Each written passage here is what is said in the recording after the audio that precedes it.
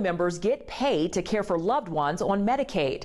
Dan Grossman takes us to the first place to do this to see how it's working. This is Monica Christensen in her element. Yeah, it's the highlight of my day. She's about to pick up her 10-year-old daughter, Chloe, from daycare. Hold on, look who's here. Hi, Chloe. Hi. It's good to see you. Every day she comes to do this. How's my girl? Hi, Mom. Good job, She feels it brings with it a new opportunity for growth. Are you saying hi to the camera? Take off the lid, take her sandwich out, open the bag, take her sandwich out of the bag, put it on the plate. Did it resist? Mm-mm. Wow. Mm-mm. Miss Independent. Yes. Miss Independent. It's a proud title for Chloe, who lives with autism. Okay, Chloe, you see our car? It's a proud moment for Monica, too. Okay, there you go. I have to, put her shoes on, prepare her lunch, everything. You know, for most people, when their child is 10, they can do most of that themselves. They're pretty independent, but for Chloe, I have to do everything for her. Okay, should buckle you in? Okay, there you go. Okay. As you can probably tell by now, Monica is Chloe's main caretaker, but for at least the last year, that role has included the title Certified Nursing Assistant. Monica gets paid by the state of Colorado to do something she has been doing full-time for the last 10 years, caring for her daughter. It's great. I mean, hey, I have CNA next to my name. This is my job. This isn't just, you know, the grunt work of being a mom. I take pride in that. Nationwide, Medicaid pays for in-home health care in some form or another in all 50 states. But in select states, Medicaid will pay relatives like Monica to care for their loved ones as long as that care includes skilled care that can only be administered by a certified nursing assistant. It means Monica now gets 35 hours of paid work per week after she completed her certification last year. It becomes very impossible to be a working parent and have a child with significant needs. So this program is a lifeline to that.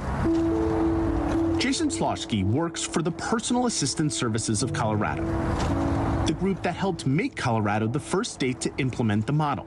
Since then, it has helped expand the program to other states like Indiana, New Hampshire, and Missouri. It's also working to expand it even further to places like Texas and Florida. I think that we're going to see a groundswell in this just with what we're facing on the the healthcare shortage. Like there's just not enough CNAs to care for these individuals. So for us, it just makes the perfect logical sense to let, you know, loved ones, neighbors, trusted friends, uncles, aunts, brothers, sisters, spouses to care for an individual and be paid for it. Okay, go ahead and tell me. Snack bar. Okay. As Jason sees it, it solves two problems. The income issue for families like Monica's, while also providing more comprehensive care to their loved one. A study released in February showed paid family caregivers were more likely to care for the same person for at least 3 years than non-family CNAs. The study also showed the number of hospitalizations were nearly the same, indicating there isn't a decrease in level of care. Me, her mom, who loves her the most, is there to take care of her. And she's worth fighting for, you know? But for mothers like Monica, it's about the honor and recognition that comes with this. Something only a family caretaker can understand. Because Chloe, she's nonverbal. She can't advocate for herself. And so that's my job as her mom, as her CNA, to fight for her. And it's worth the fight. Pick up your coat. Good work, Chloe. Good job, Chloe. Chloe. We will end this story where we started it. There you go, girl. Because a mom Nice job. who loves her job and her daughter Say see you tomorrow. as much as this wants to experience her favorite part of the day twice. It's a joy for me to see her progress. Chloe, she deserves it. I would do it all over again. Dan Grossman, Scripps News, Aurora. Much for that beautiful story, and love seeing Chloe's smile there.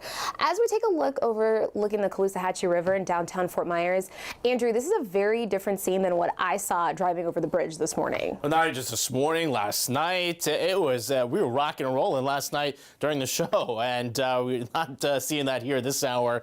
Beautiful sunshine, and again, temperatures sitting 85 degrees. That's right where we're supposed to be this time of year. Though what the difference is, notice a lot lower humidity. Also got that breeze out of the northwest at 18 miles an hour. That's funneling in that drier air. Over the next couple of hours, though, we do expect clearing skies. Temperatures are already in the lower 70s by 11 o'clock. That was the low last night. We're going to be dropping even lower than that because we're getting down to 62 degrees here tonight.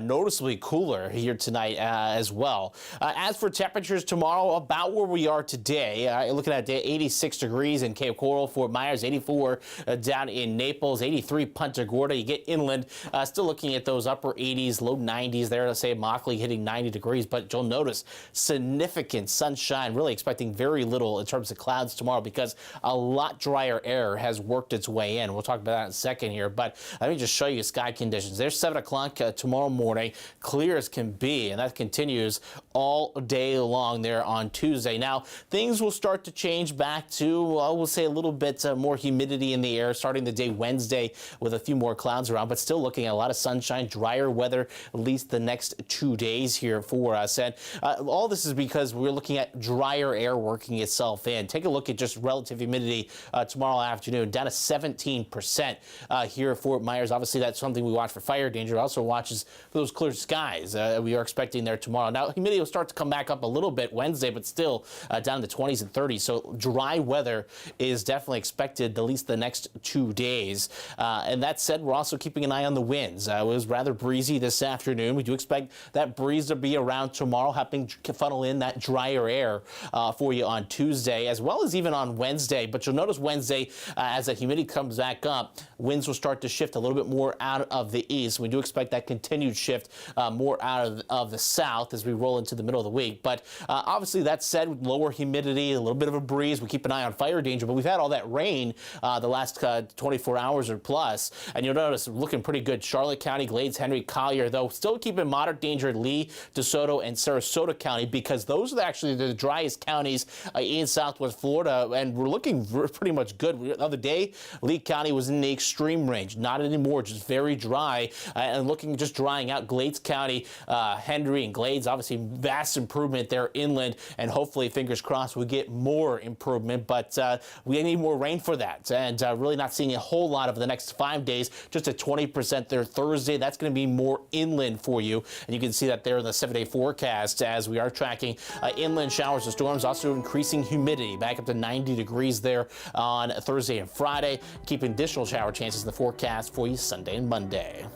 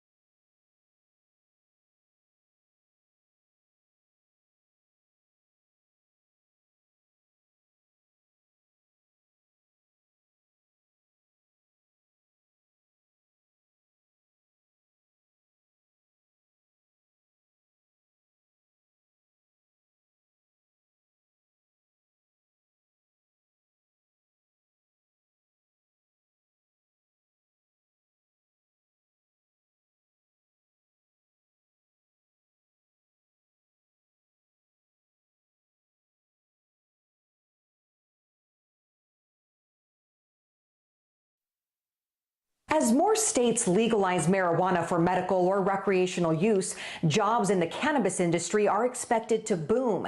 This is especially the case on the East Coast. Staffing company Cannabis team projects over 100,000 new cannabis jobs this year, with the strongest job markets being in New York, New Jersey, and Connecticut. There's a number of states on the East Coast that are now legalizing, so we definitely predict it to be a much bigger market than the West Coast. A recent report from Cannabis team predicts East Coast sales and revenue could surpass the West Coast over the next decade. Their CEO says since marijuana is not legal on the federal level, it's an opportunity for states that legalize it to create more jobs in their area. Because each state has to produce its own supply chain, we're seeing jobs being created in cultivation, which means big agriculture, in extraction, in manufacturing, testing, and then obviously retail. And because each state has to have all of those jobs independently, there's also a number of C-suite jobs being created in each state. So we're seeing a huge uptake in jobs in industry in general. According to industry group Leafy, nationwide, the legal cannabis industry workforce has tripled over the last 5 years, providing more than 428,000 jobs in the U.S. last year. Lots of snow in some places this winter is having an impact on wildlife. The changes some states are making to hunting licenses as a result. But first, we want to bring you breaking news into the Fox 4 newsroom. We started our newscast hearing from Fox 4's Elise Chingari about this missing boater in Charlotte County, Justin Riston. We have an update from the U.S. Coast Guard tweeting out this afternoon saying that that person has been found by a Good Samaritan and the Charlotte County Sheriff's Office. Now, we are working to learn more about what that actually means. We wanted to bring you that update into our newsroom. We have no word on his condition or any further details, but we wanted to bring you this breaking update. They are literally saying a Good Samaritan was involved in this case. So, of course, Fox 4 anchor Elise Chingari will be joining us again during Fox 4 News at 6 with more on this investigation and this update. Andrew? And speaking of marine forecast, tomorrow we're looking at seas 2 to 4 feet, moderate chop out there. Gulf temperatures 81, but plenty of sunshine. I'll break down how long that sunshine lasts coming up.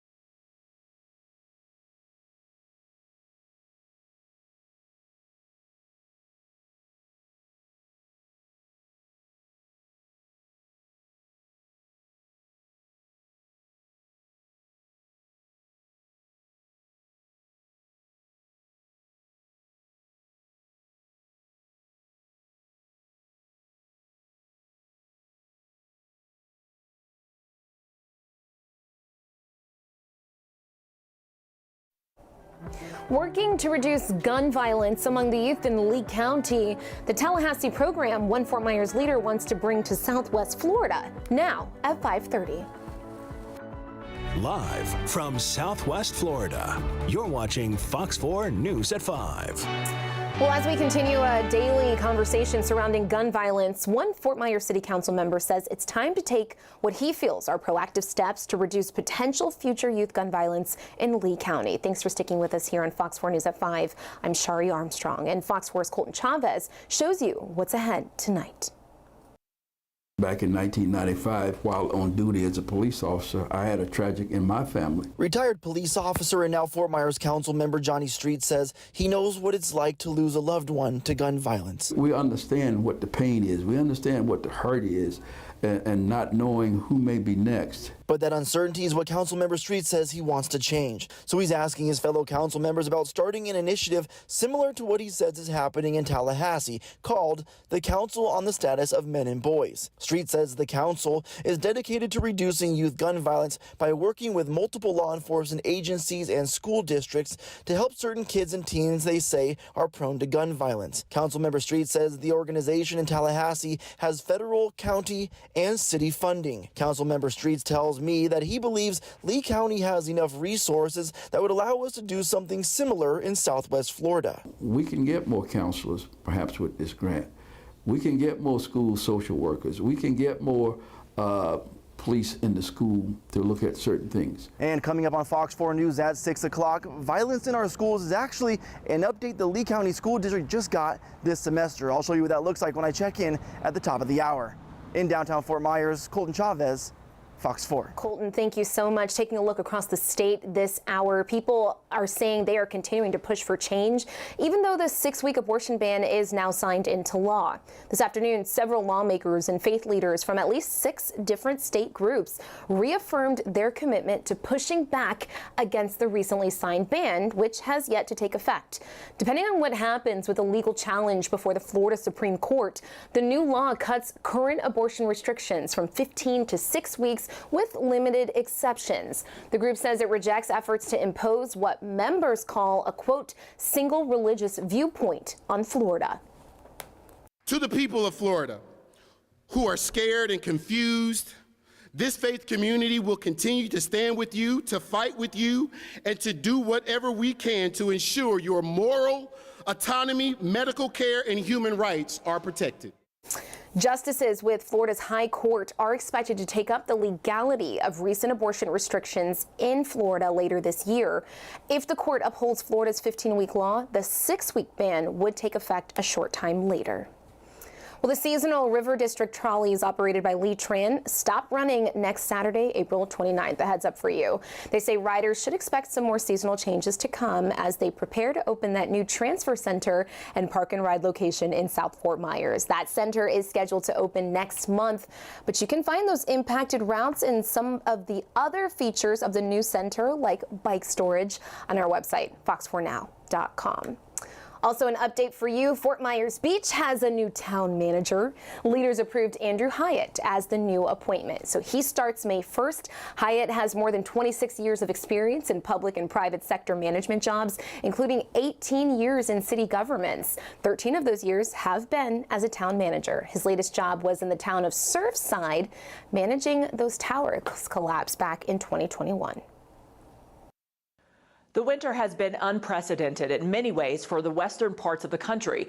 Although the drought is improving, we're seeing other ecological impacts. Vanessa Mashanya explains.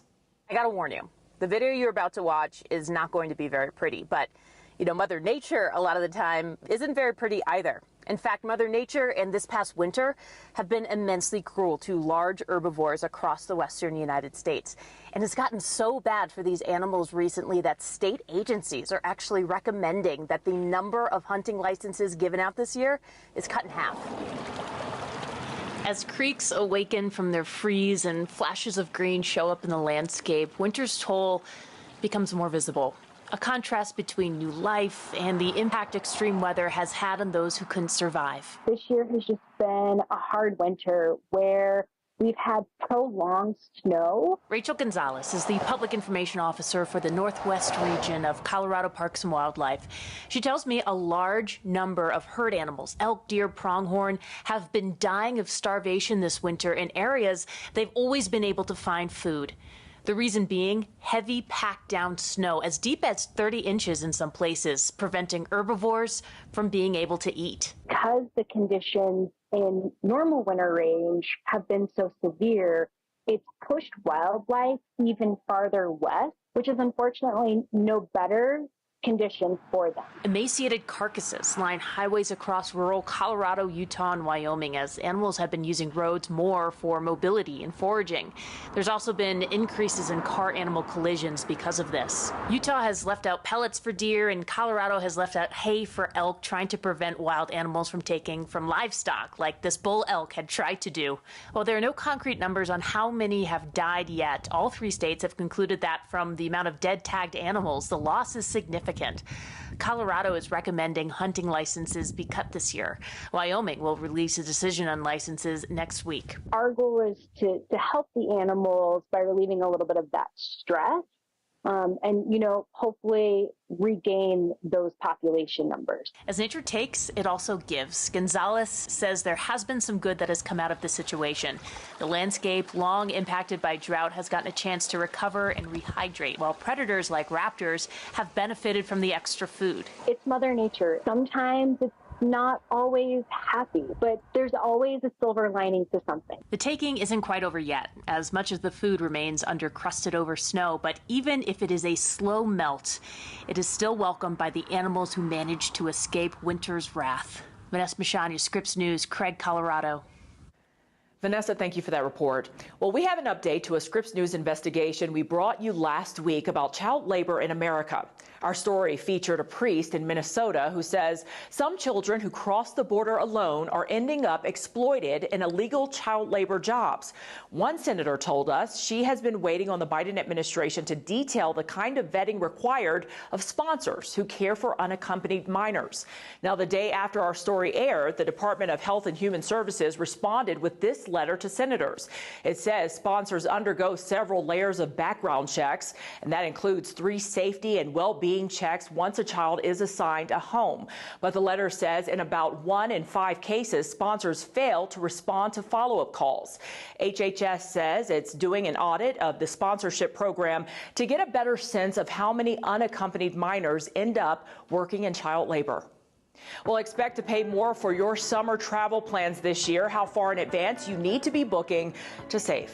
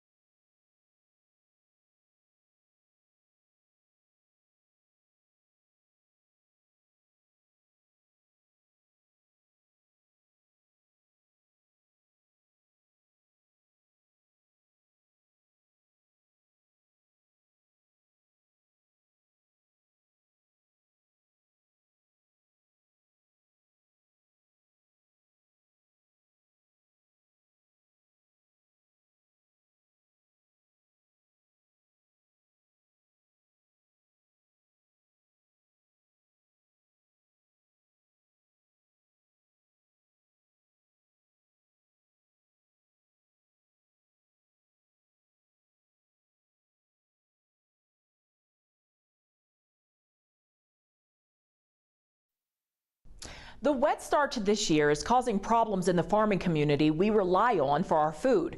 Chris Stewart shows us the impact. Where we're standing right now, it might honestly look like a desert, but this is a strawberry field, which is a major cash crop for this part of California. Heavy flooding came through earlier this year, and it just brought this thick layer of mud. This is the time of year where farmers typically are picking their crop to be able to go and sell them, but this is a total loss.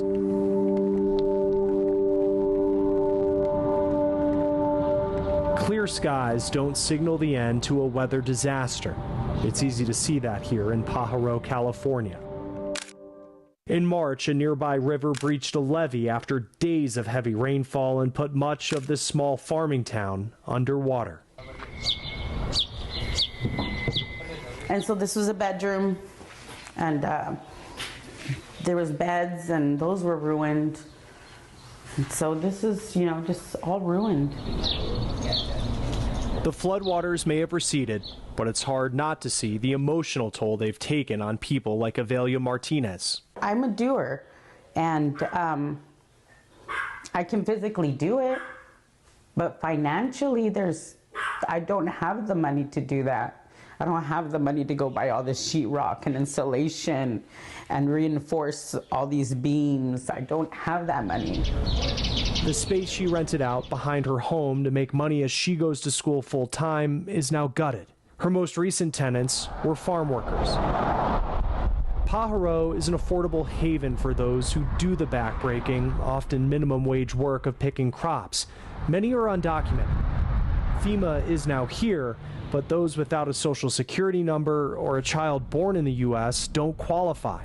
And it's throughout this whole town that a lot of people are scared if they're undocumented, even just to speak up. And that's why the word doesn't get out. And, everything just everybody thinks it goes back to normal, but it doesn't.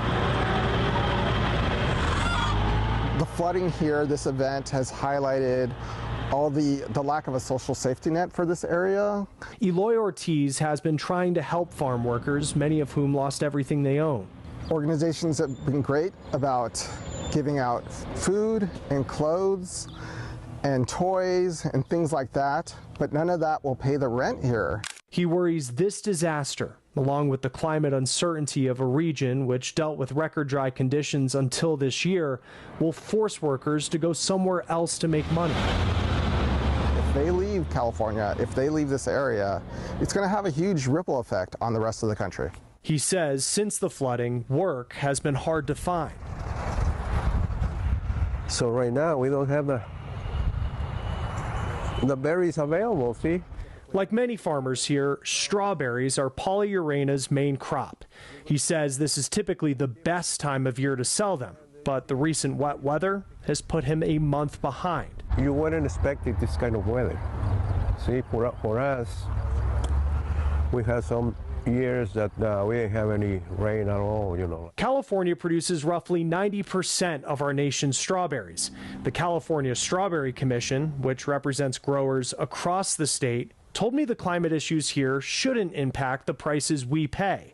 But for Urena, losing this month is a major blow. He says soon more kinds of fruit like blackberries and raspberries will be in season. And that's when he says his strawberry sales typically cool off. How much are you expecting this to impact your business for this year? I would say probably we're going to lose at least half of our income. Half of your income? Yeah. Wow. What we expect above all with climate change is extremes, right? Climate change is a threat multiplier, and it's making storms bigger, it's making the dries drier and the wets wetter. I sat down with Nancy Fallstick, who leads a local nonprofit trying to bring awareness to the impacts of climate change in communities like this one where resources are limited. That attention may go elsewhere in the country, but people are going to be living with this. Soon flood recovery will turn to preparation for wildfire season. With the climate concerns, do you ever consider leaving? No, I haven't considered leaving. That has not been a thought of mine, just because I have faith that something will work out. I'm always hopeful, I don't give up easy, so, but it's getting very hard not to give up. But I love this area, I love this community. A community those here tell us more people should take notice of, as they live on what they say is the front lines of climate change in America. Chris Stewart, Scripps News, Pajaro, California. And back here in Southwest Florida, a new public art display in Collier County is shining a light on the faces of Immokalee. Coming up in Fox 4 News at 6, how the artist hopes their work can bring her community together. Andrew? And you're still dealing with pollen. Yep, well, it's still in the moderate to high range despite the rain. Obviously, tree pollen is the big culprit here. I'll break down what we can expect over the next couple of days coming up.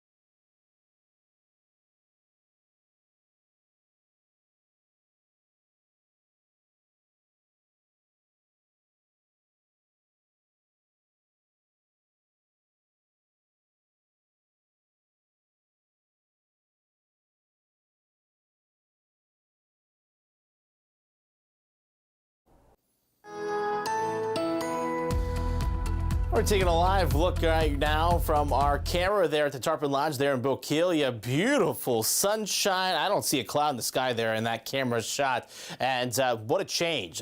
From this morning, we had showers and thunderstorms out there. And you're noticing behind this frontal boundary that pushed through this morning, cooler temperatures or a lot less humidity in the atmosphere here. But still 85 degrees right now. Fort Myers, 83 in the Cape, 81 there, Port Charlotte, 81 down in Naples. Out towards the lake, still the 70s, Moorhaven and Lewiston at this time. Just check out the temperature change over the last 24 hours. Running 5 degrees cooler in Northport, 3 degrees cooler at this hour in Cape, as well as 4 degrees cooler at this hour in Naples compared to this same time yesterday. We do expect overall here tonight a cooler night as temperatures continue to cool into the lower 70s there as we approach midnight. You'll notice clear skies expected through the overnight hours. I think we bottom out, though, about 62 degrees through the overnight hours. North winds at about 10 miles an hour. As for your Tuesday, well, again, keeping that low humidity out there, all sunshine all day long, though temperatures will remain into the low to mid 80s for the most part up along the coastline. 84, for example, Naples. How about Cape Coral? 86, 83 Englewood, as well as in Arcadia. You get inland, Lewiston, 83 degrees, though it could be a little bit warmer there in Immokalee, right around 90 degrees. As for sky conditions, I do expect all sunshine all day long. You see 7 o'clock there, nothing to worry about, and that continues through the afternoon hours. Now, as we look towards the middle of the week, though, Wednesday, we do expect a little bit more clouds around in the morning hours. Those should clear out, mostly sunny skies. So still keeping the next 2 days behind this front relatively dry. We're seeing that really in the humidity as well. Check out relative humidity tomorrow afternoon, 3 o'clock, 17% humidity, Fort Myers, as well as Punta Gorda, 23% down in Naples. And while it will be a little bit higher Wednesday, it's still pretty low, 20-30% humidity. So obviously we get that on that low. We watch for fire danger. So that's why I want to take a look at winds as well for you tomorrow. We're going to be seeing those north easterly winds gusting about 15 or so. It's not crazy, but that wind down to the northeast, keeping that humidity down. A little bit breezier, though, on Wednesday. But overall speaking, even with the low humidity, fire danger is not that crazy high, despite how dry we've been. Obviously, the rain helping with that. Low across Charlotte, Glades, Henry, and Collier, though. Still notice a little bit higher there, Lee County, DeSoto, and Sarasota County. That's because those are the driest counties. Even with all the rain that we've had the last 24 hours, we're still seeing some drier conditions, very dry conditions in those areas, though, proving vastly inland there, and we do expect to continue, hopefully, improvement if we get more rain as we continue to move through the rainy season, but not much, at least the next 5 days, just 20%, and that's going to be mostly inland, so those areas that have seen improvement could see additional improvement later in the week, but other than that, not seeing anything significant like we've had the last 24 hours. As for the 7-day forecast, though, we do expect temperatures to start to be back on the rise, back up to 90 degrees there Thursday as warmer temperatures move in, more humidity. That's going to also help trigger more showers and storms later on into the weekends. Turning now to the news feed, David's Bridal Shop announced today it filed for bankruptcy. It's the second time in 5 years. The company recently said it would eliminate more than 9,200 jobs nationwide. You can still shop in stores and online without delays for now. The deadline for filing your taxes or an extension is tomorrow at midnight. Many pay to use software from private companies, but a new free option could be coming. The IRS is looking into a government-operated free file system. Next month, the agency will release a first report looking into how this might be done. SpaceX called off its first launch attempt of its Starship rocket today. The countdown was halted at the 40-second mark because of a stuck valve that couldn't be fixed in time. There wouldn't be another attempt until at least Wednesday. Today, the White House says it's partnering with Zipcar and Uber as part of its plan to expand access to electric cars. Zipcar is pledging to have 25% of its EVs in disadvantaged communities this year. Now, Uber has committed to reach a 400 million miles driven by EVs on its platform by the end of the year. Starting tomorrow, fewer cars will qualify for the current $7,500 tax credit to go electric. It's because of where the batteries come from. The Biden administration wants a certain percentage of the materials to be sourced from North America. Some will still be eligible for a reduced tax credit of $3,750. Well, if you're planning a summer trip and want to fly, you should book soon. Stephanie Sandoval has our summer travel outlook. Expect to pay more for your summer travel plans this year. Delta Airlines says summer flights are selling fast, with travelers booking in advance at a record high. Those bookings are good news for major airlines like Delta and American, who see earnings on the rise post-pandemic. The downside, Delta customers will have to pay about 17% more to fly per mile compared to a year ago.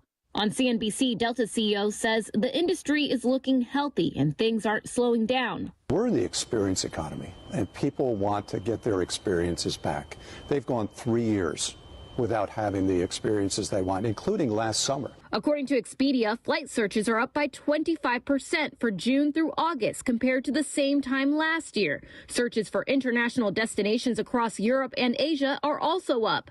The online travel agency says a way to save around 8% on domestic airfare is to book 21 to 60 days out in advance. It suggests booking trips abroad as soon as possible. Not only are flight prices up, but wages are also up. Major airlines raising pay for workers. In February, Delta announced a 5% pay raise for airline workers that went into effect at the beginning of April. Delta pilots will also see a pay increase of more than 30% through 2026. This after demanding higher wages. American Airlines promising to do the same. Stephanie Sandoval, Scripps News. That's going to do it for us today. I'm Michelle London. Fox 4 News at 6 is next.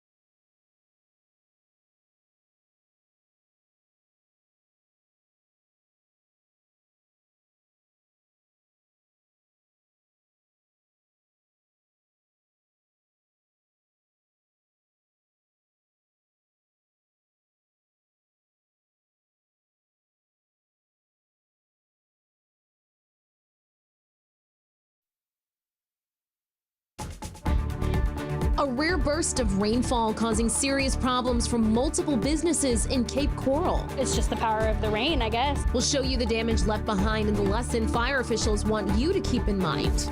Breaking news in the search for the boater missing since Sunday night near Punta Gorda. As U.S. Coast Guard reports within the hour, someone did find the man. Plus, concerns over more violence involving young people, something that area leaders are taking a look at now. And later on tonight on Fox 4 News at 6, we find out what those decision makers have in mind. Live from Fox 4, this is Breaking News. And that breaking news situation as we open up here, Fox 4 News at 6, coming out of Charlotte County as a missing boater, according to the Coast Guard, has been found. I'm Chris Earl. And I'm Shari Armstrong. The search from multiple agencies has been going on since last night on the Peace River near Ponce de Leon Park in Punta Gorda. As agents say that there were two men who were on a pontoon boat yesterday, and they're still unsure exactly how and why one of the two ended up in the water. So let's get the latest from our Elise Chingari. She has been following the story very closely for us. And Elise, a word from the Coast Guard coming about 40 minutes ago that, yes, this boater has been found. What can you tell us?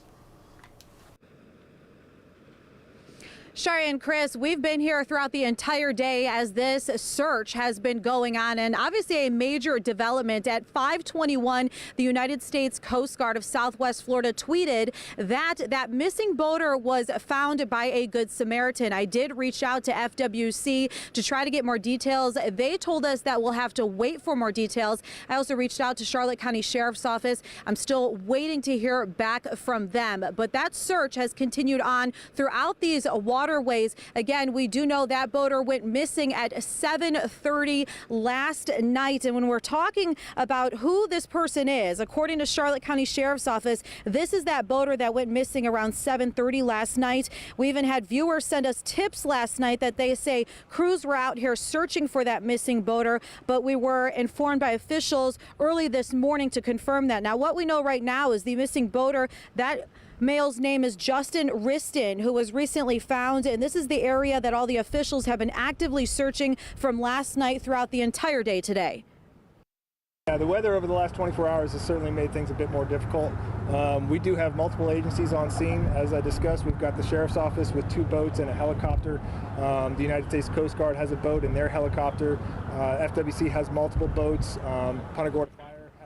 So another important part of this search from Officer Brown there, he says the good thing is the water temperature is warm, about 80 degrees, and he said that someone can survive in that water for quite a while. CCSO did say Riston was not wearing a life jacket and did not have a cell phone with him at the time that he fell off of that boat. Again, we do want to point out some major developments just recently as the United States Coast Guard of Southwest Florida did tweet at 5:21 that missing boater was found by a Good Samaritan. Shari and Chris, we are still waiting to get more details on that missing boater's condition who was recently found. So again, we're waiting to hear back from the Coast Guard, FWC, as well as the Charlotte County Sheriff's Office. Again, as you can tell, that this is an active investigation, an active search, and the details are coming in by the minute. So of course, stay with Fox 4 as we continue to keep you updated on that boater's condition. Live here in Charlotte County, Elise Chingari, Fox 4. Thanks, Elise. And also this out of Charlotte County, still working to get more details in the investigation of that deadly paragliding crash near Placida from Friday morning. The Charlotte County Sheriff's Office says it is now waiting on autopsy results to try to get more answers as to what happened. Investigators are also looking into the equipment on the hang glider to ensure that it was working properly. Well, investigators are looking for the driver who they say hit and killed someone on the Edison Bridge today, then drove off. The Florida Highway Patrol says this happened on the northbound lanes of US 41 right near the Riverview Inn. Troopers say they are looking for a Chevy Silverado with damage to the front right headlight. You are asked to contact the Florida Highway Patrol or Crime Stoppers if you have any information that could help in this investigation. I've seen some of that extreme weather, especially near Fort Lauderdale with thunderstorms and all that rain, but also seeing this as well as in Cape and other parts of Southwest Florida earlier today. Which is so great for our community. We absolutely need it. And what we're seeing right now is this beautiful view at Tarpon Lodge in Bokeelia, where, Andrew, this looks very different than what it looked like this morning or even about 24 hours ago. Yeah, I mean, it's been a stormy last 24 hours, and we saw that start inland yesterday. Storms developed last night and then continued with another frontal boundary this morning. Finally, clearing things out. Check out the latest radar sweeps. Yeah, not much out there. Just a storm over the lake, continuing to push off to the east. So again, not seeing much. And this is all because drier air is just continuing to funnel in. This is our water vapor imagery from satellites, and you can see all that rust color. That's very, very dry air moving on in. We do expect that to be very noticeable over the next couple of days here. But check out the rainfall totals. This is just today. So starting at midnight, looking at just over 2.5 inches there. Burnt Store Road up on here in Cape Coral. Naples, about 2.5 there near the airport. Lely, about 1.5 inches. Bokeelia, about 1.25 inches. So again, a lot of needed rain today, but I'm looking at much drier air moving in. What does that mean for our forecast? I'll tell you that coming up in just a few minutes. It was just pouring in almost like it was a waterfall. And flooding inside of this Cape Coral Plaza forcing all of the businesses to close this morning, but that flooding did not come in through the front door. It poured in from the roof, making people think that the roof had collapsed. But it didn't, and Fox 4's Caitlin Knapp explains what caused it and why it's something you should take note of at your own home or your own business. When the Cape Coral Fire Department got here, they say that they found several inches of water in several of the businesses, including this one. This is a salon in this plaza. The owner tells me they heard water gushing from the back of the salon and found the water just pooling in the back. The fire department tells me clogged gutters are to blame. It's just the power of the rain, I guess. Rain. Or hospitals flooding. Now inside businesses like Islandside Animal Hospital. I'll put mats out and I'll figure it out. And Gazoop's Ice Cream, owned by Darren Hussein. You can only worry about what you can worry about. All the businesses at this plaza off Nicholas Parkway and Pine Island have as much as an inch of water in them. That water gushing out of the ceiling, causing tiles to fall on Monday morning. It was caused by a gutter that was clogged. At first, Cape Coral Fire Battalion Chief Ian Milliken says people thought the roof collapsed until the city's building inspector said otherwise. So all the units were affected in some way, shape, or form with water damage. He says something like this is rare, clogged gutters causing flooding. But it's an issue Chuck Tabarachi, owner of Diamond Pressure Cleaning of Southwest Florida, says they do come across. Now with the water coming in, it's building up the gutter system. It's stopping up the downspouts with various items such as palm tree husk. Since Ian, Tabarachi says they've been getting more calls because of debris from neighbors and around the area. It's a proactive measure they encourage business owners and homeowners to do. All they needed was once a year or once every 6 months, have somebody go up, clean off all this debris. So something like this? You know, it's life. Like I said, it could be worse. Doesn't happen. You know, this is just a hitch and a giddy. We'll get over it. Reporting in Cape Coral, Caitlin Knapp, Fox 4. And all the businesses closed today because of the flooding and electricity, and because they all have their own electrical box, an inspector will have to come out to check them all out for water damage before they can open back up. Well, the owners of a Fort Myers-based construction group have pled guilty to tax evasion charges. David Aaron and Russell Oltes, they're the owners of Marlin Construction Group, entered the plea last week. The state attorney's office says the two moved millions of dollars from customer checks made out to their company, then pocketed the money for themselves. Lawyers say altogether, Aaron and Rultz caused a tax loss of more than $1.4 million. The duo each face 5 years in prison following their trial. And there is a new town manager in Fort Myers Beach this evening. As leaders approved Andrew Hyatt on this appointment, the job will start on May the 1st. The town notes Hyatt comes in with more than 26 years of experience in public and private sector management jobs, including 18 years in city governments, 13 of those as town manager. Hyatt's last role was in Surfside, Florida, managing the deadly Champlain Towers collapse 2 years ago. Fort Myers Beach Mayor Dan Allers says the town is looking forward to seeing how his experience with situations like the Surfside collapse will help the town after Ian. Well, a convicted Fort Myers sex offender has been found guilty of a child's sexual assault. State Attorney Amira Fox says a jury found Guillermo Garcia guilty of sexual battery on a child of less than 12 years, as well as molestation. The state attorney says a child told the Lee County Sheriff's Office about Garcia back in March of 2021. Garcia has previously been convicted of a 2005 sex crime. He is now facing life in prison and will find out his fate on June 13th. Well, a recent rise in violence across the country has local leaders eyeing solutions. Specifically, how to help out younger people. Still ahead, why one elected leader in Fort Myers says is his plan to ensure safety all throughout. I wanted to show you the check that they wrote for us today, right here. And we were very pleased with the results.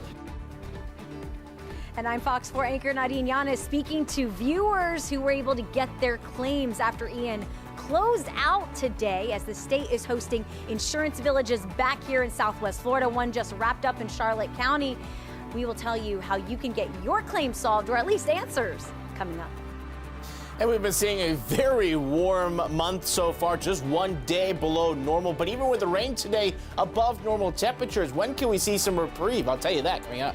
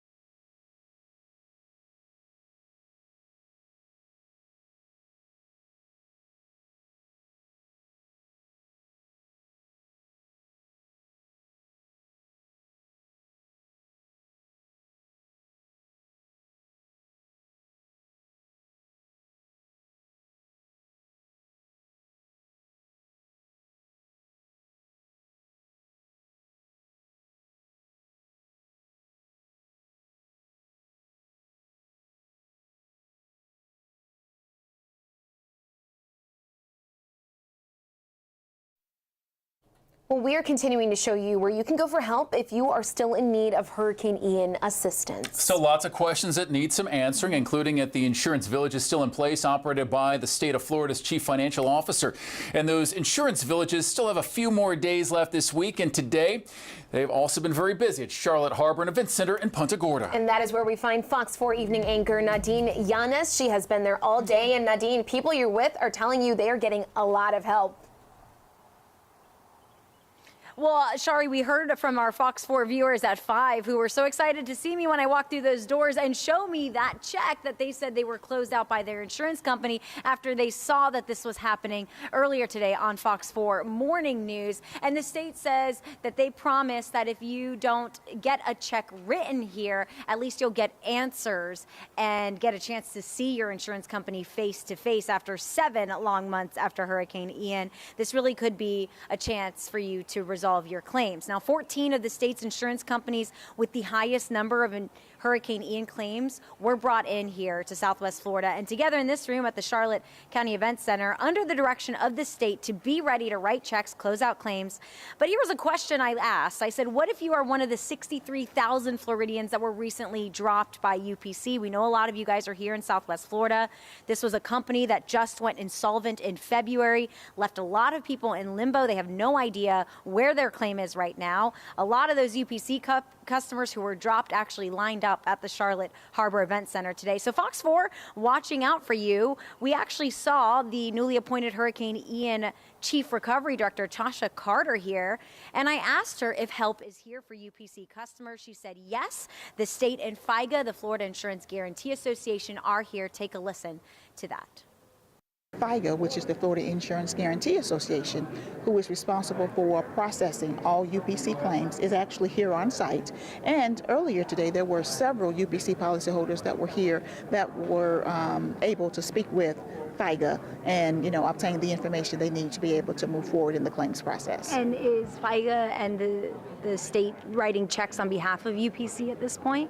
They would be writing checks on behalf of UPC, yes. They are not writing checks specifically today, but as they go through the claims process and those claims are considered to be covered, they will act just as UPC would, determine what insurance benefits are owed to those policyholders and issue checks.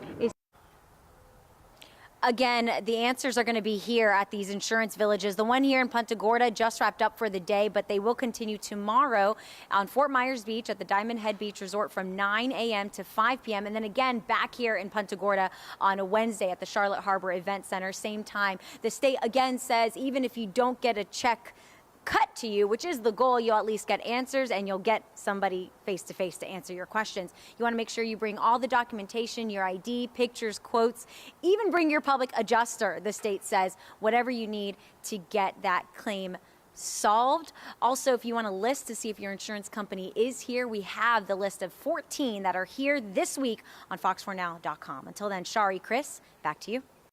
Thanks, Nadine. The Lee County Sheriff's Office says it's still investigating a situation that involved a horse near I-75 and Palm Beach Boulevard over the weekend.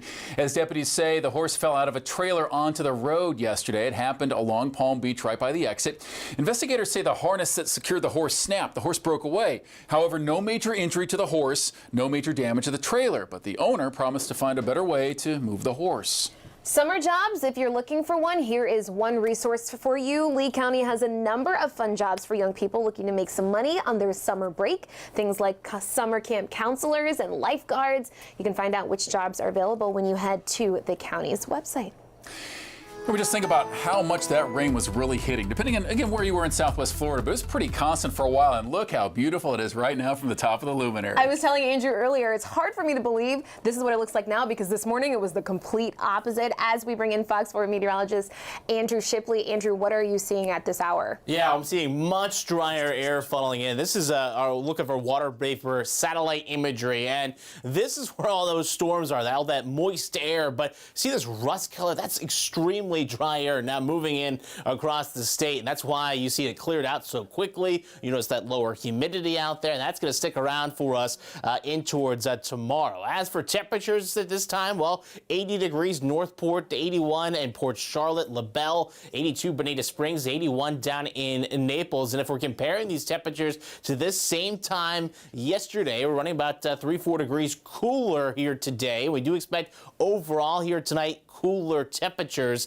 over the next several hours. You notice down to 70 degrees by midnight. That was about the low temperature for you yesterday, because we're going to get down all the way to 62 degrees here tonight. So actually below normal temperatures. 65 is normal for this time of year there. But as for highs tomorrow, well, we do expect about mid-80s, 86 degrees here at Cape Coral, 83 Punta Gorda, 84 down in Naples. Still got about 90 degrees in Immokalee, but you'll notice abundant sunshine on the way for you tomorrow. Let me time it out for you here. 7 o'clock in the morning. Yeah, not a cloud in the sky. That continues all throughout the day on Tuesday. Now, we're still going to keep this lower humidity around on Wednesday as well, but I do expect a little bit still more clouds in the morning and then more of the mostly sunny skies into the afternoon hours. You notice those winds starting to shift more out of the east. But that said, over the next 24 to 48 hours, very low humidity is expected. Relative humidity about 20% here tomorrow in Fort Myers. How about as we roll in towards Wednesday? Still keeping it in the 20s and 30s. Now, typically, when you get relative humidity that low the next 2 days,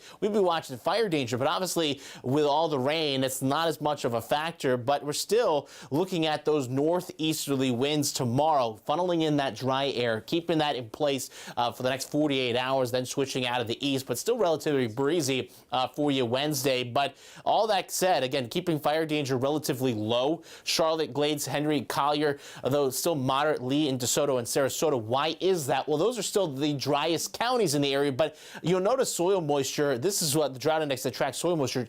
Well, looking significantly better. We were looking at extreme category just a few days ago here in Lee County, just very dry at this point, and obviously we need more rain to continue to improve that, and I just don't see that, but at least it's heading in the right direction. Right now, Fort Myers, Punta Gorda, about 2-3 inches still below normal. Naples hasn't been updated yet, but we knew they got about an inch of rain or so there. But over the next 5 days, not much more expected. Just a 20% there Thursday. Most of that's going to be inland for you and very isolated in nature, but that's also going to be as humidity starts to return later in the week here. 90-degree temperatures Thursday, Friday. Keep an isolated shower chances for the latter half of the weekend.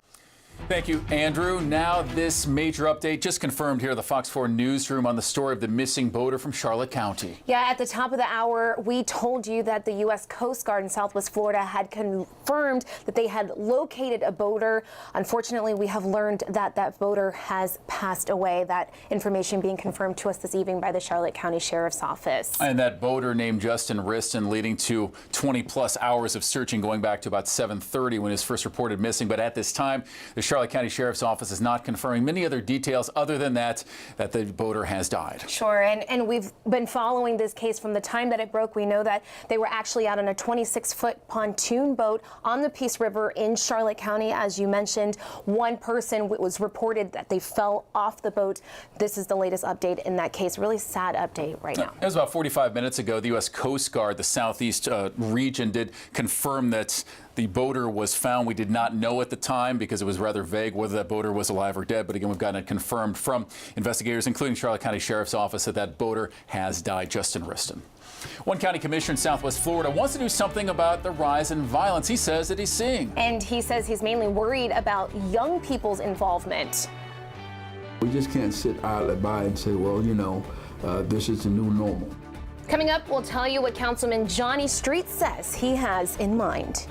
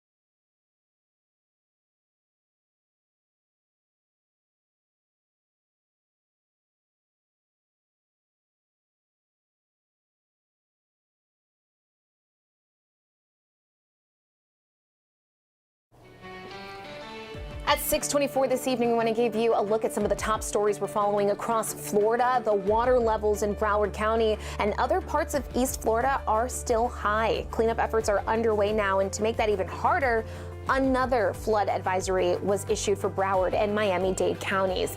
Those advisories have lifted, but Broward Schools estimates, get this, that the district suffered $8 million in damage from those floodwaters. A woman from Central Florida who stole the life savings of an 87-year-old Holocaust survivor is pleading guilty to fraud charges. Investigators say 36-year-old Peaches Sturgo faces 20 years of jail time after the U.S. Attorney's Office says that she met someone on a dating site and took millions from that man. Attorneys say Sturgo took 62 checks from him, claiming to need the money for a variety of reasons. Florida Fish and Wildlife officials are still investigating a scene in Brevard County. A man reportedly was struck by lightning while fishing there. According to a report, the victim was a 39-year-old and died from that strike. A second person was on the boat, but luckily only suffered minor injuries. FWC is still looking into this incident. The National Weather Service says 20 people a year die of lightning strikes like this one. Well, a rise in violence cannot be the new normal. And one elected leader in Fort Myers says he's also taking on the challenge to try to really change this. After the break, we'll hear from this man over what he wants Lee County schools as well as leaders and law enforcement to work on protecting young people. Let it go. And another large debate over Disney and Tallahassee. The latest in the battle over Reedy Creek's district is coming up.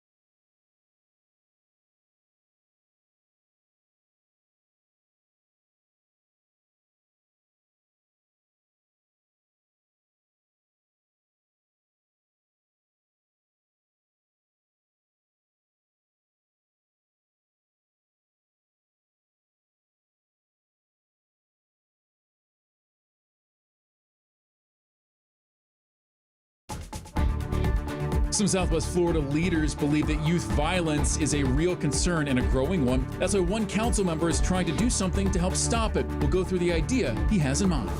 we made the decision as a state. Plus, Governor DeSantis takes another step in his showdown with Disney. We'll tell you what the governor did as a response to last-minute contractual adjustments the company made and why some lawmakers are calling on the governor to let it go. Live from Southwest Florida, you're watching Fox 4 News at 6. We just can't sit idly by and say, well, you know, this is the new normal. That's an urgent plea from an elected leader in Fort Myers to really do something proactive about stopping youth violence. As we open up this half hour of local news here on Fox 4, thanks for keeping it here. I'm Chris Earl. And I'm Shari Armstrong. Fort Myers City Councilman Johnny Street says the combination of national violence to school threats, he wants to see preventative action. The councilman wants to model his plan, he says, after another Florida city. And detailing for Fox 4's Colton Chavez what he wants his fellow city council members to help bring to Fort Myers. During tonight's Fort Myers City Council meeting, gun violence involving our youth is the main focus for Council Member Johnny Streets, who tells me tonight's discussion is inspired by efforts he says are already happening in Tallahassee. At some point in time, it's coming to a city near you, if not your city. Fort Myers Council Member Johnny Streets talking about previous gun violence threats causing multiple Lee County school lockdowns during the past year. It scared me so bad, I didn't know what it was. Coupled with national deadly shootings like the one in Uvalde, Texas, Streets wants to see action. We just can't sit idly by and say, well, you know, this is the new normal. That's why the councilman wants to model a new Lee County program after Tallahassee's Council on the Status of Men and Boys. They work with multiple partners to identify youth prone to gun violence. We can't do this by ourselves. It's very important that we have partners like this. Right now, they're working with 50 boys and their families to provide better mental health services, what Streets would like to see in Lee County. If I can get the approval of my colleagues to say, can I move forward to work with the sheriff, to work with the chief of police, to work with the school district. In the classroom, the Lee County School District says reports of major disruptions of violence, which the district defines as any serious threat to health, safety, or welfare of others, are down 40% district-wide over the past year. Something Street sees this program helping. We can get more counselors, perhaps with this grant. We can get more school social workers. We can get more police in the school to look at certain things. Something Streets believes Lee County already has the resources to do and create real change he hopes could make a difference with what our community is seeing right now. Reporting in downtown Fort Myers, Colton Chavez, Fox 4. Colton also reports that in Tallahassee, the group is fueled in part by federal, county, and city money, a model that Streets says he would like to see Fort Myers also follow. Shifting to a startling scene inside of a jail in Sarasota County, deputies say that they arrested this inmate for allegedly beating another inmate to death. The sheriff's office says early Sunday morning, officers walked in on this man, Zachary Ellis, standing over the body of another inmate with blood all over the walls and himself. Investigators say the victim is an unnamed man with wounds all over his body, including a large cut on his jaw, wounds on his head. Investigators say Ellis had blood all over his body as well, his right hand swollen. Ellis now charged with second-degree murder. Take a look at your screen. We want to show you the man who Clewiston police say led them on a chase after trying to rob an arcade this weekend. Investigators say Chad Waldrep went into the 777 arcade on West Sugarland Highway with a gun, demanding people get on the ground. Detectives say an armed security guard shot at Waldrep and hit him before he ran away. Officers eventually found him after pulling over a car that had been reportedly stolen to the Hendry and Palm Beach County line. Waldrep had a gunshot wound in his lower back from when the security guard shot him, and it turns out that he also took a BB gun into the arcade, the gun you see in this picture. Waldrop now faces armed robbery and fleeing arrest charges. Well, the sand berms Hurricane Ian destroyed, which protect us from hurricanes, are being brought back in Collier County. We want to show you video here from Vanderbilt Beach, where crews are dumping 400,000 tons of sand on Collier County beaches, trying to get them ready in time for this upcoming hurricane season. The sand is for Collier County's emergency beach berm restoration project, and it will help build a barrier to protect some of the homes and buildings that are on the coastline. The beach berm is being built along Barefoot, Vanderbilt Beach, Pelican Bay, and South Marco Island. We spoke with Andy Miller, and he explains how this will help during a tropical storm. It's not going to withstand anything like we had in Ian, but it's going to withstand what they call a 5-year event, which is more like a tropical storm system. So Right now we have 0 dunes, and this will be a nice improvement to what we have in the way of protection. So like I said, it's not going to prevent anything in the way of a major hurricane, but a smaller tropical storm, it'll do what it needs to do. And it's also great for the beach because it's just additional sand on the beach for recreation as well as protection. The project is expected to be complete by late May, just in time for hurricane season, which of course starts in June. Well, Florida's governor trying to deliver a new blow. Governor Ron DeSantis announced today the legislature will soon consider another Disney bill before gaveling it out in May. And this one has the objective to try to take back control of Disney's special district around the Orlando parks and plenty more. Our Capitol reporter Forrest Saunders takes a closer look from Tallahassee. Spawned by Disney's resistance to a bill regulating sex education in the state last year, this wild ride for control of Disney's special taxing district, not over yet. And at the end of the day, we made the decision as a state, as a people, through the medium of our elections, that we would not have one corporation serving as its own government. Governor Ron DeSantis Monday said he'll reassert state authority over the nearly 40 square miles of land surrounding Disney's parks, using a bill in the legislature to make it happen. So I have a couple words for Disney. You are not going to win this fight. This governor will.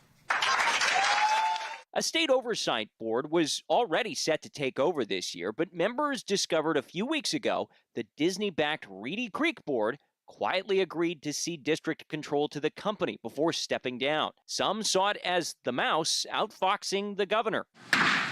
DeSantis' bill would formally nullify Disney's deal and open up theme parks in special districts, meaning Disney, to state-wide inspections after an incident. Where a person is injured should not determine how the state responds.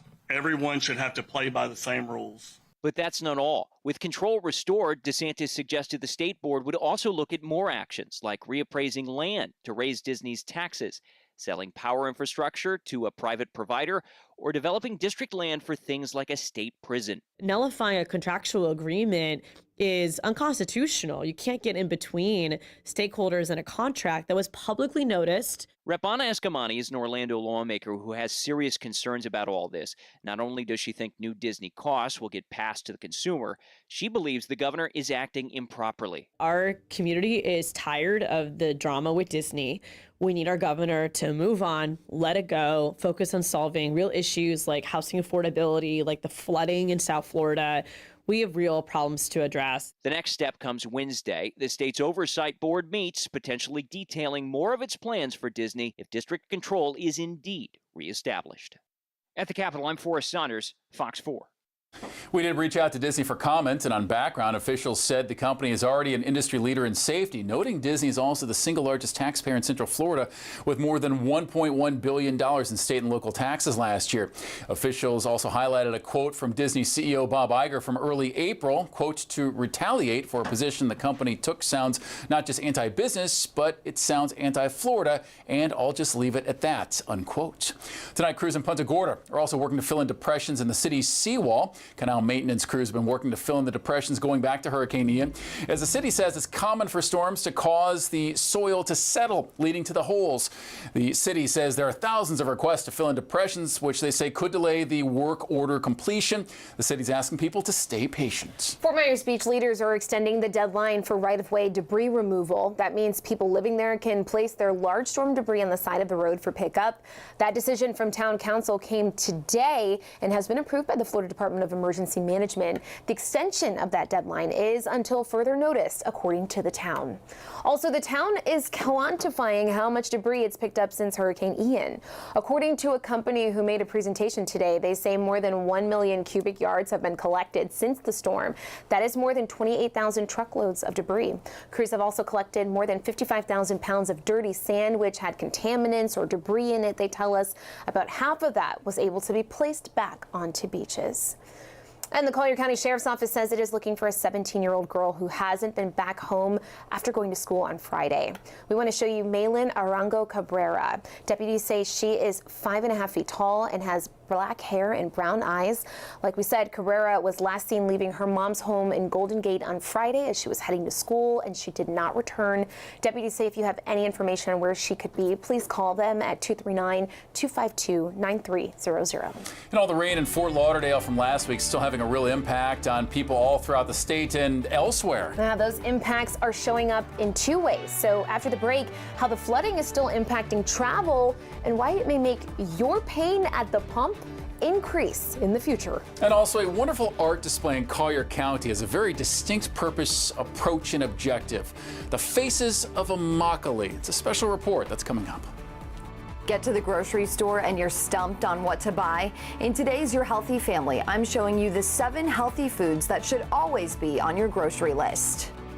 And you notice your pollen counts have been bothering you? Yeah, me too. But with the rain to help today, but unfortunately, right back in that moderate to high levels with trees returning. I'll break it down coming up.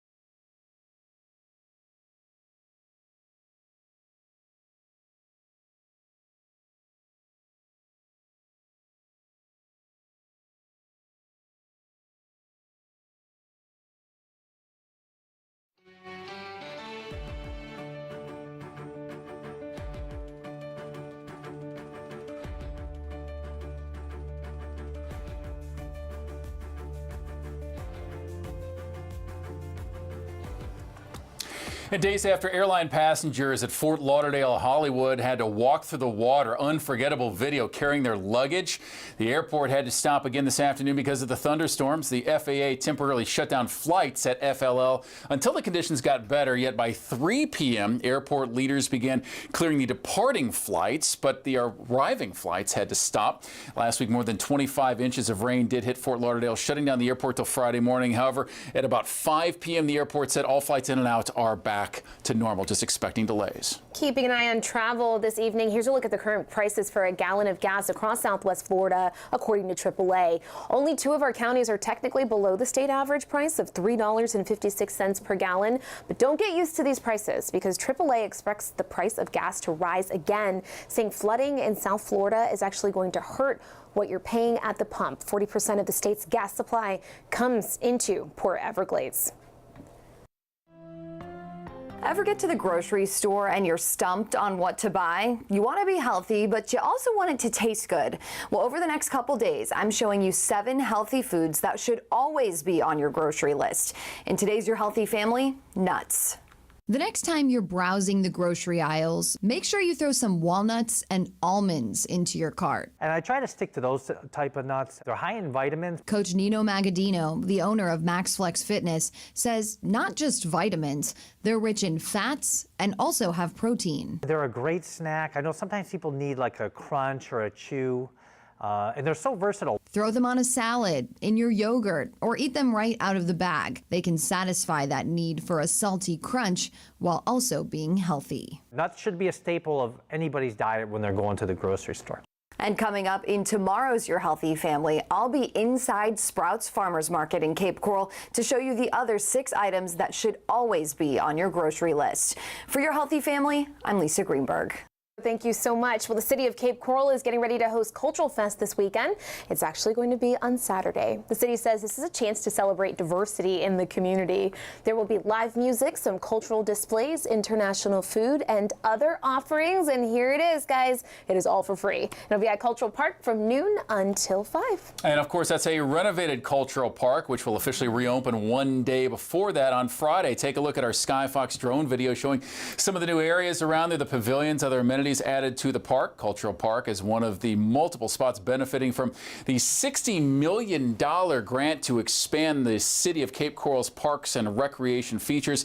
And the ceremony is set again Friday at 10 a.m. A lot of people have been waiting for this moment, and it is finally here. And at least from the rain that we saw today, you saw kind of bare some of that Cultural Park is. Could green it up a little bit as we take a look here at Bayfront in Naples. The storm's really pushing through. That was the theme earlier today. Absolutely. Let's bring in Fox 4 meteorologist Andrew Shipley. Andrew, how's it going on this beautiful evening? Yeah, what a change the last 24 hours have brought. We had those shower storms yesterday and this morning. That is now pushed off. And you notice this rust color here, that's dry air picked up by our water vapor satellite imagery. And we do expect that dry air to be in place tonight and the next couple of days, keeping us nice and dry, obviously, but lower humidity. That's going to be the biggest change here. As for temperatures, we're down to 78 degrees Northport to 81 here in the Cape, as well as Naples inland, 78 degrees Moorhaven and Clewiston, 80 there in Immokalee, LaBelle. 79 degrees. But if you're looking at change in temperatures, check out the last 24 hours. Looking about 5 degrees cooler here in Northport as well as in Cape. Naples, a little bit warmer inland, but we do expect a cooler night overall speaking as clear skies continue here through the overnight hours, getting down to 70 degrees there by midnight. That was about the overnight low the last couple of nights, getting down to 62 here tonight. So definitely a cooler night compared to where we've been the last several days. As for tomorrow, plenty of sunshine in the forecast. I'm going 86 degrees Cape Coral, Fort Myers at 83 Punta Gorda. You get down into Collier County, about 84 degrees, Naples, Marco Island, and then inland 83, Clewiston 90, still in Immokalee. But still, plenty of sunshine is expected with all this dry air in place throughout the day Tuesday. I'd be very surprised if we see any clouds at all through the day, considering how low the humidity is going to be. Check this out. As we roll into 3 o'clock tomorrow afternoon, you have relative humidity 19% in the Cape, has about 15% humidity in Naples. Usually that means we're tracking fire danger, but with all this rain, not as much of a factor there tomorrow. But humidity comes up a little bit Wednesday, but still very dry air in there, about 30% here in Fort Myers. As for winds, well, a little breezy here this evening. We do expect those winds, though, to shift more out of the northeast tomorrow. It's going to help keep that dry air in place for you on your Tuesday, and pick up a little bit in towards your Wednesday, gusts up to about 25, but you'll notice more out of the east. So we're going to continue to see that swinging back to more out of the south over the next couple of days as humidity starts to pick back up here later on in the week. But all this considered, again, lower humidity, a little bit of a breeze tomorrow. Thankfully, we have all the rain that we had in the last 24 hours because we're only looking at low fire danger for you tomorrow. Charlotte, Glades, Henry down in Collier. Still moderate Lee, DeSoto, and Sarasota. That's because those are still the driest counties in terms of soil moisture. Even with all the rain that we've had, though, all of Southwest Florida has seen improvements thanks to all that rain out there. Obviously, positive news, which means, hey, when are we going to get more rain? Unfortunately, doesn't look like any significant chances. Just 20% Thursday. That's going to be more inland for you. And then isolated showers and storms arrive Sunday and Monday with another frontal boundary.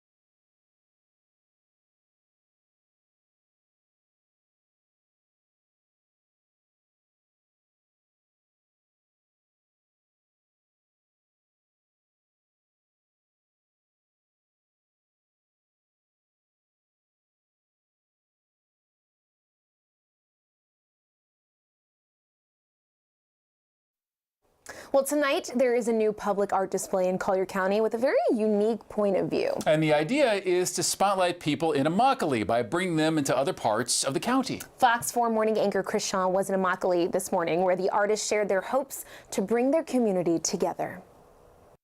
Every single face is part of something bigger, a family, a neighborhood, a community. This is public art that's actually coming to the people. That's Michelle Tricca's vision. She's a Naples artist who specializes in portraits, and for years, she says, she's found inspiration in Immokalee. Someone said to me in Naples, "Why are you going to Immokalee? It's dangerous." And something just clicked for me, and I thought, I need to do something about this. I need to do something to help change the narrative. I wanted to show people the beauty that I see. So Michelle got to work. For years, she took portraits of people in Immokalee, every age and race, to try to show its soul. So this is the opportunity for people to look up close, look into someone's eyes and realize that we're all human. And she thought something this significant deserved a special canvas. When Michelle approached me about the idea for this art project, I knew immediately that she had a real fondness for this community, and we shared that sentiment. Jamie Weisinger is the Director of Community and Government Relations for Lippman Family Farms. It is North America's largest tomato grower, with 3,500 workers worldwide and a headquarters in Immokalee. The company offered Michelle the outside of 2 of its buildings. Her portraits will also be on the sides of 2 Lippman semi-trucks. And Lippman will be driving the trucks throughout coastal Collier County a couple times a week as a way to bridge the disparity between the 2 largely juxtaposed regions of Collier County. Sunday, Michelle launched her project. She calls it the face of Immokalee. There is a very vibrant, hardworking community out here, and I hope that people understand that. I think they get a new appreciation for what's going on out here in Immokalee. Because when you think about a community and look closer than the neighborhood or even the families, there's a face. And though you may not know them, you still might feel a connection. Chris Shaw with that important story on Fox4Now.com. The latest updates as we get them in the search and now the investigation of the missing boater. As Fox 4 was notified, the man who went missing last night along the Peace River Ponce de Leon Park at Punta Gorda, found by search crews. The Charlotte County Sheriff's Office confirming that boater found dead. Again, this is in Punta Gorda. 5 agencies search, including the Coast Guard. Fox 4 with all the details as we confirm them online. And of course, you can continue to check out our website, fox4now.com, for the latest. Thanks for trusting us. We'll see you back here for Fox 4 News at 10. Bye-bye.